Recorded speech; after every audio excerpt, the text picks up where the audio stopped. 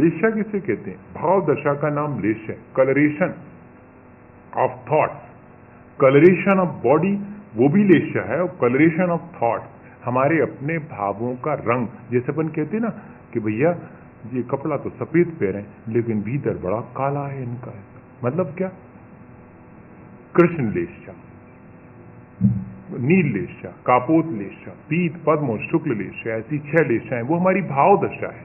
उसमें सबके लक्षण लिखे हैं कि ऐसा अगर हमारे परिणाम है तो कृष्ण लेशा के परिणाम, अगर ऐसे परिणाम है जैसे कि बहुत अत्यंत प्रचंड क्रोध के परिणाम है तो कृष्ण लेशा के, दूसरे के साथ छल कपट करने के परिणाम है तो कापोत लेशा के, सौरो फील करना, आलसी होना, ये नील लेशा के परिणाम, अपने कल्याण के लिए चिंतित होना पीत लेशा के, अपने और दूसरे के कल्याण के लिए चिंतित होना कृष्ण लेशा के परिणाम, धर्म ध्यान में लगे रहना पद्म लेशा के परिणाम। ऐसे करके बहुत सारी माने ये एक तरह का क्राइटेरिया है अपने परिणामों को कहना चाहिए मेजर करने का। तो लेशा अपनी भाव दशा, संस्कृत में इसकी परिभाषा क्या है?